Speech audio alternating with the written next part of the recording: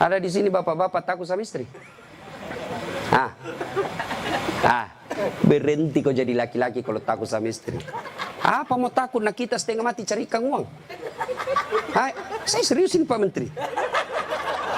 Coba lihat Pak. Dari pagi kita keluar mikir untuk istri. Supaya dia bisa beli emas.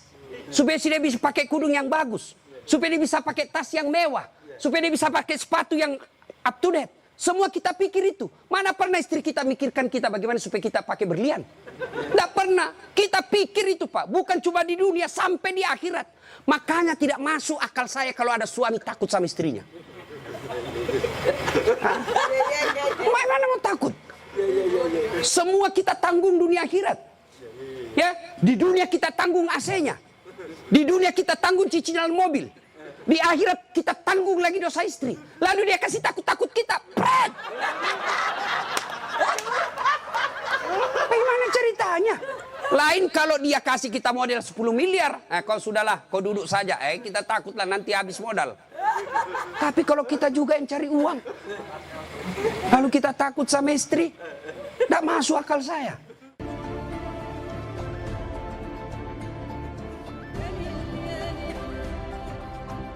Akhirat. Coba lihat anak-anak kita sekarang Pak. Nauzubillah min zalik. Sedih kita lihat anak-anak kita Pak. Baru diberitahu satu, sudah 10 keluar dari mulutnya. Nah, sekarang pertanyaan, kenapa anak-anak kita begitu?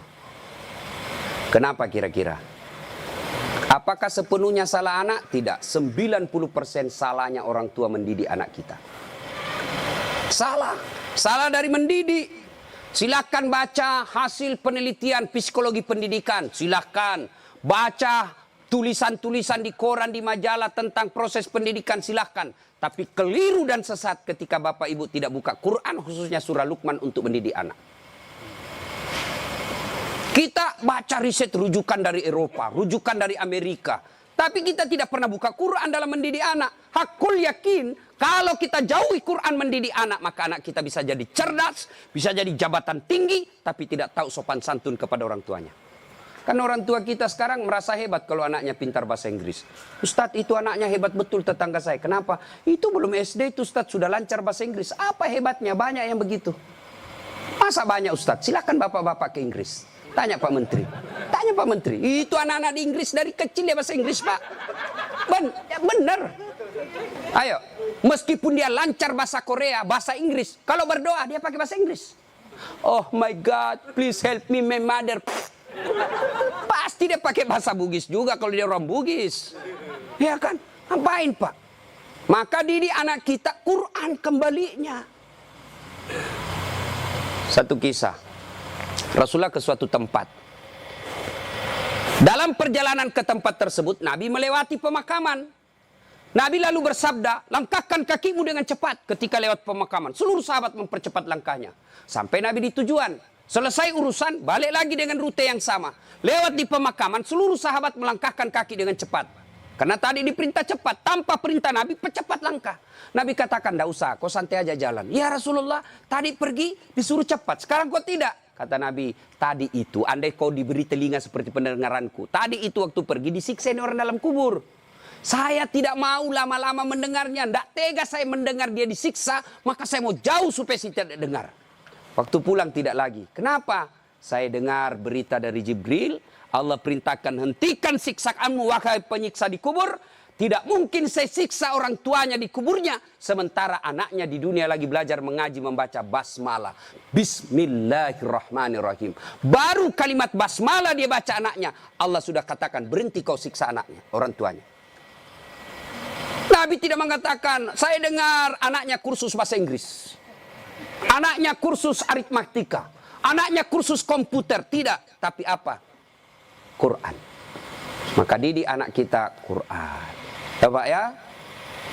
Itu dosa anak-anak yang masih sekolah. Kalau kita ini yang sudah punya istri, model durhakanya, nah, seperti tadi, lebih takut sama istrinya daripada ibunya. Ada di sini bapak-bapak takut sama istri. Berhenti kau jadi laki-laki kalau takut sama istri. Apa mau takut? Nah kita setengah mati cari ikan uang. Saya seriusin Pak Menteri. Lihat Pak, dari pagi kita keluar mikir untuk istri. Supaya dia bisa beli emas. Supaya dia bisa pakai kudung yang bagus. Supaya dia bisa pakai tas yang mewah. Supaya dia bisa pakai sepatu yang up to date. Semua kita pikir itu. Mana pernah istri kita mikirkan kita bagaimana supaya kita pakai berlian? Tidak pernah. Kita pikir itu Pak. Bukan cuma di dunia, sampai di akhirat. Makanya tidak masuk akal saya kalau ada suami takut sama istrinya. Mana mau takut? Semua kita tanggung dunia akhirat. Ya, di dunia kita tanggung AC-nya. Di dunia kita tanggung cicilan mobil. Di akhirat kita tanggung lagi dosa istri. Lalu dia kasih takut-takut kita. Pret! Bagaimana ceritanya? Lain kalau dia kasih kita modal 10 miliar. Kau sudahlah, kau duduk saja. Kita takutlah nanti habis modal. Tapi kalau kita juga yang cari uang. Lalu kita takut sama istri. Tidak masuk akal saya. Yang ngamu Ustaz, dia pecahkan piring. Kalau dia pecahkan satu, kasih pecah satu lusin. Kenapa? Piring boleh dibeli. Harga diri sebagai suami tidak boleh diinjak-injak istri. Takbir. Yang takbir pasti takut sama istrinya. Coba. Itu kan ada laki-laki dosa sama mertua, sama ibunya gara-gara takut sama istri. Contoh ya. Nih dapat bonus di kantor. Lalu suaminya berkata, "Ma, ini kan COVID lama kita tidak kunjungi bapak di kampung. Kita kunjung tentu bawa wabah buat ibu bapak kita. Sudahlah, ini bonus kita transfer aja. Mudah-mudahan ini bisa digunakan ibu. Beli makanan kesukaan. Dia menikmati akhir usia senja." Apa kata istrinya? "Apa? Ibumu terus. Kawin kok sama ibumu? Nih dong. Mana orang bisa kawin sama ibu? Ada kan ibu ngomong begitu, beleng-beleng. Ini asli beleng-beleng. Mana bisa pilih kok, mamamu atau saya? Mana bisa dipilih antara ibu dengan istri? Ini pilihan yang tidak masuk di akal. Kalau saya istri saya bilang begitu, ceraikan saya. Sini kok, saya ajar kok bagaimana isi formulir penceraian. Benar Pak, jangan sampai bapak berdosa gara-gara takut sama istri.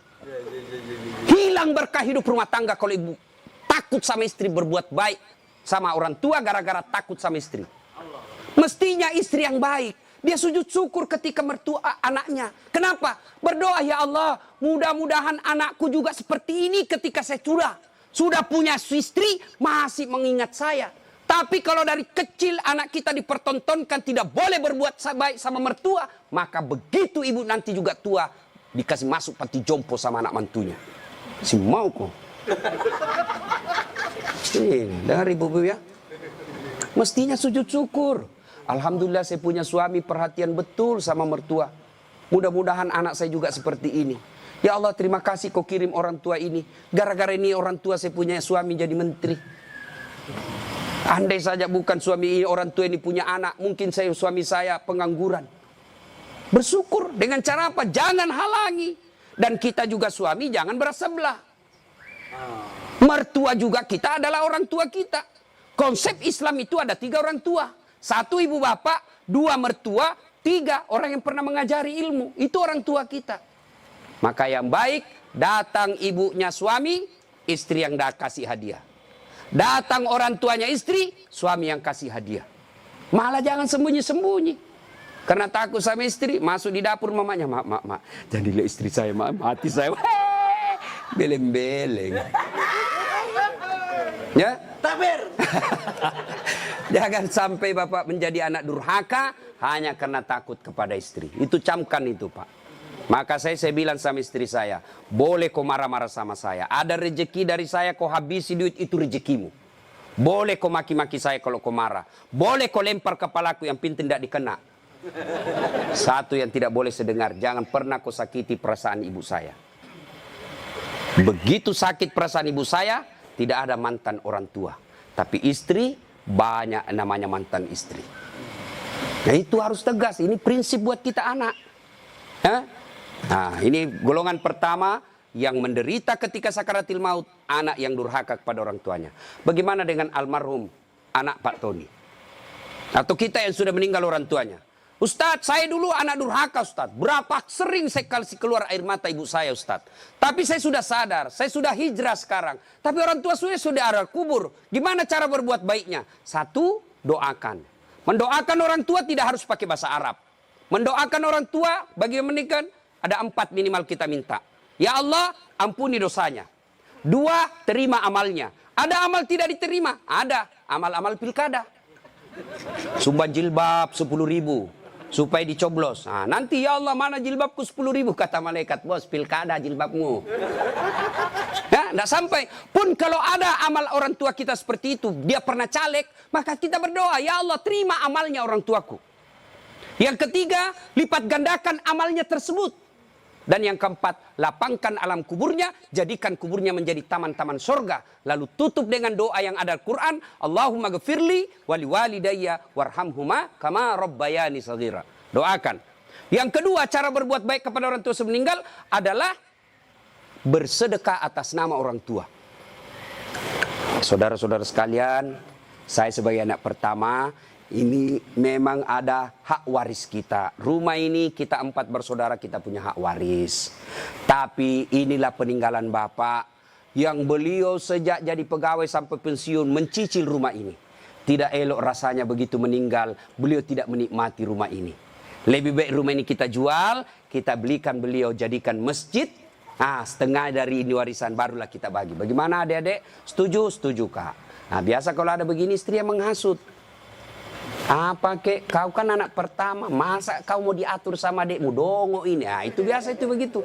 Jadi penghasut.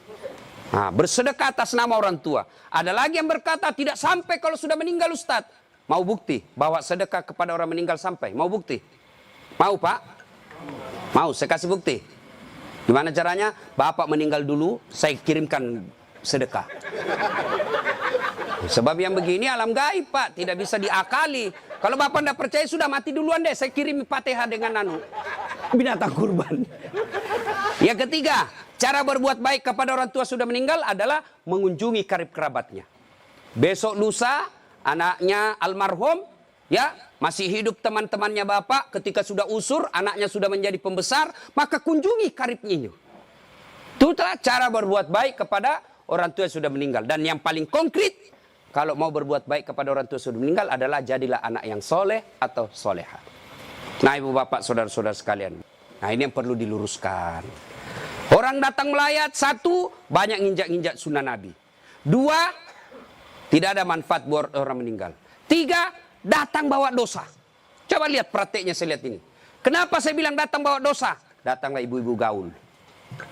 Kudung hitam. Baju hitam. Rok hitam, kacamata hitam, payung hitam. Saya tanya, kenapa hitam-hitam? Dia bilang, Ustaz, selebriti.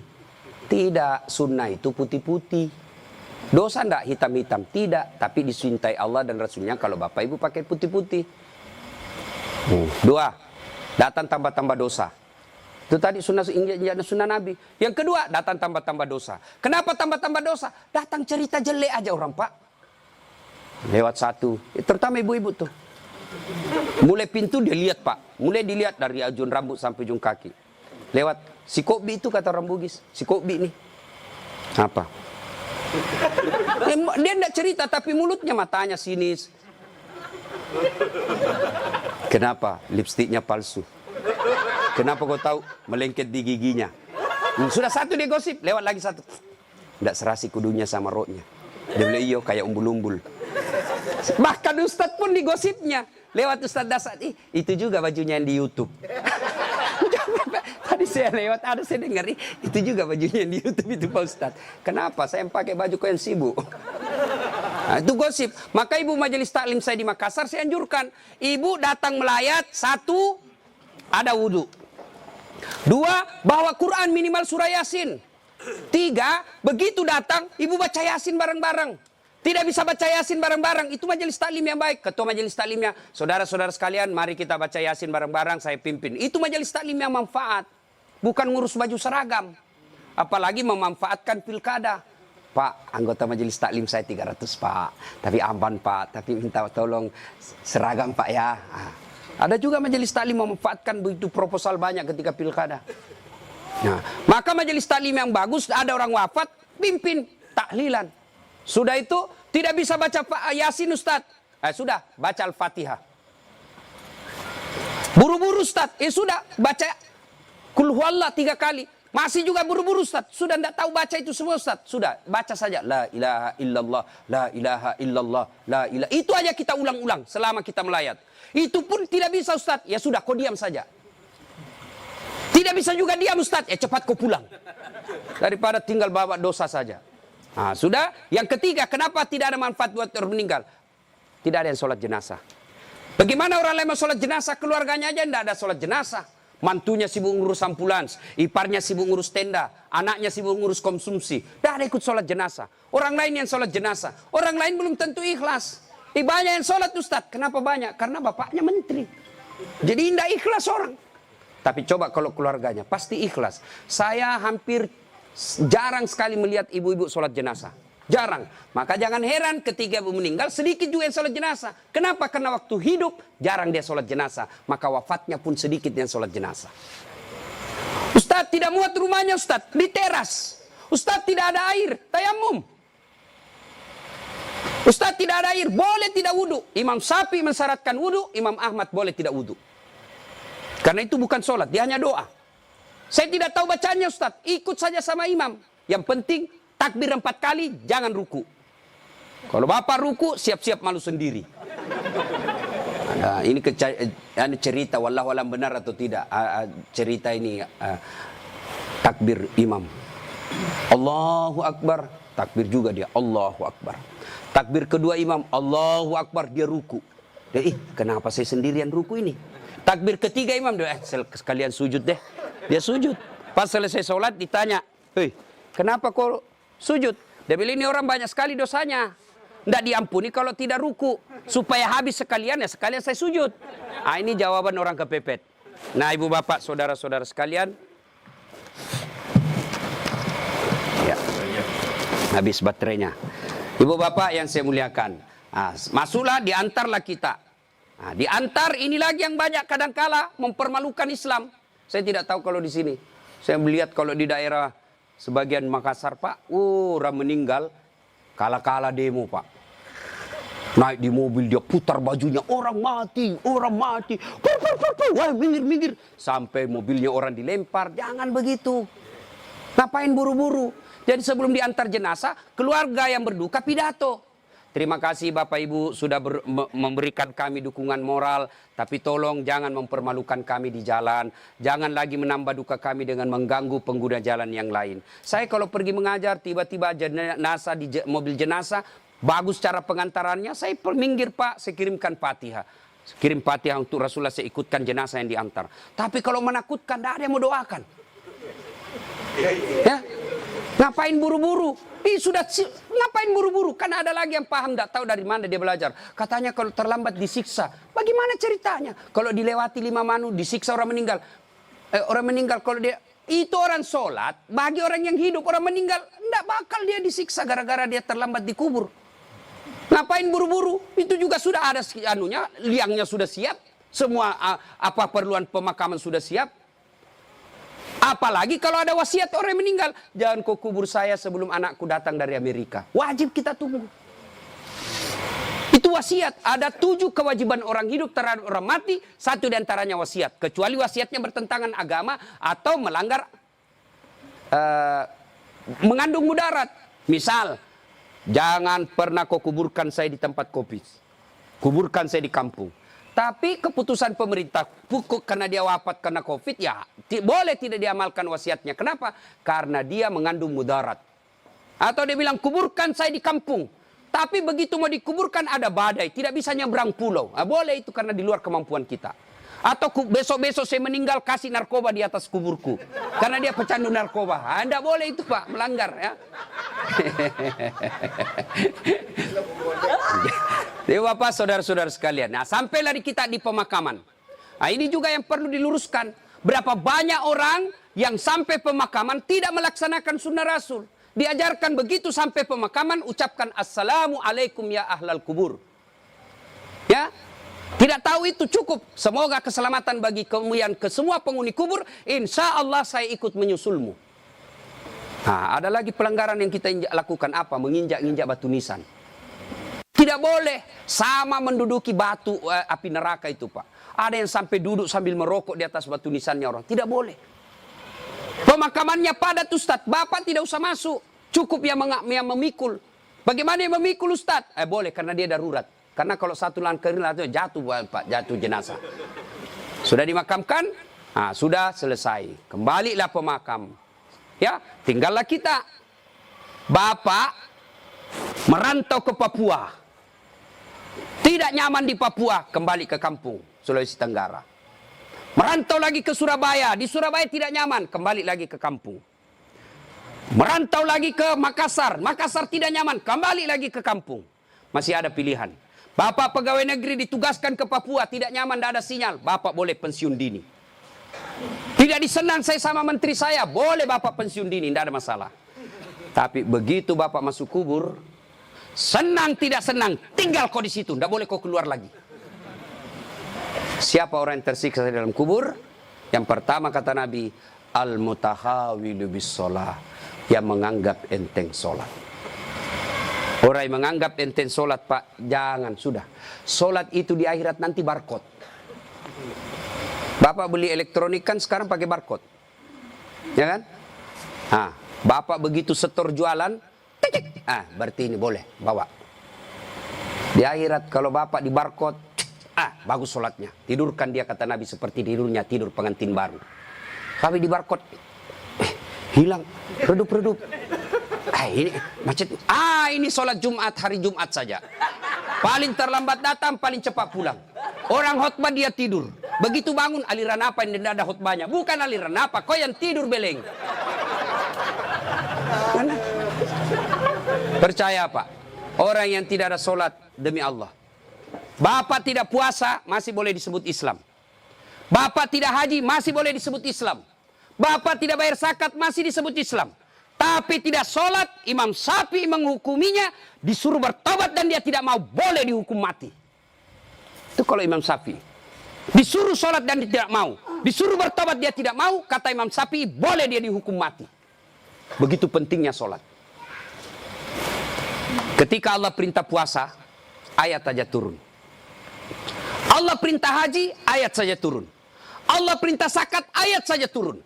Allah perintah sholat, tidak boleh ayat turun. Rasulullah dijemput oleh 4 malaikat menghadap kepada Allah. Kenapa? Ini perintah penting. Diberikan perintah sholat. Pak Menteri, ada himbauan kepada seluruh kepala daerah se-Indonesia, hanya berupa himbauan cukup WhatsApp dalam grup. Tapi kalau itu berupa SK yang penting, Gubernur datang kantor menteri. Kenapa? Ini penting. Tidak boleh kau di WhatsApp. Sholat demikian pentingnya, sehingga Nabi harus diundang menghadap. Itulah disebut Isra dan Mi'raj. Bapak kerja jadi Grab, jadi menteri. Munafik kalau Bapak katakan, bukan untuk dunia saya. Bohong. Kita bekerja apapun profesi kita untuk memperbaiki dunia. Lalu siapa yang punya dunia? Allah Subhanahu wa ta'ala. Artinya, mustahil dunia dalam genggaman kalau yang punya dunia Bapak jauhi. Saya kasih contoh. Saya akrab dengan Pak Menteri. Saya datang ke Jakarta. Pak Menteri, saya mau jalan-jalan Jakarta ini, tapi tidak ada mobilku Pak Menteri. Kata Pak Menteri, aman terkendali Ustaz. Pak Menteri telepon ajudan. Ajudan, siap Pak Menteri. Itu ada Ustaz Dasat, kau jemput dia. Nanti dikena lagi kita di ceramah. Kau jemput dia. Kasih mobil yang bagus, kasih pengawalan, jangan lupa kasih pembeli pulsa. 1 jam kemudian datang ajudan. Tapi Pak Ustaz, kiriman Pak Menteri. Aman, selesai masalah saya di Jakarta. Kenapa? Saya akrab sama Pak Menteri. Anda dari Makassar tidak pernah ketemu, tidak pernah silaturahmi, tidak pernah didengar namanya, tidak pernah lihat. Assalamualaikum Pak Menteri. Boleh pinjam mobilnya? Siapa ditelepon Pak Menteri? Ajudan? Bukan. Siapa? Kapolres. Tangkap itu, penipu. Tidak pernah ketemu pinjam mobil. Pasti penipu itu. Demikian juga dengan Allah. Bapak tidak pernah sholat. Tiba-tiba sakit, ya Allah, saya sudah capek sakit, ya Allah, sembuhkan penyakitku. Allah berfirman, malaikat, karena dia sudah capek sekali cabut nyawanya. Sholat Pak. Apa alasan Bapak tidak mau sholat? Coba bilang, ayo malas sholat ini. Ayo, bilang kok apa? Saya tantang kok ini hari. Paling ibu-ibu haid. 3 kali haid 1 bulan. Kenapa tidak sholat? Lagi mens. Kenapa tidak sholat? Datang bulan. Kenapa sholat? Iya, halangan. Itu aja, semua itu 3 kali 1 bulan. Mana bisa. Bilang suaminya, kenapa belum sholat ibu? Biasanya cuma 5 hari, ini kok sudah 7 hari belum sholat. Orang belum bersih. Masih ada sedikit-sedikit. Dia bilang suaminya, kok bohong ya? Apa bohong? Saya kasih lihat kau.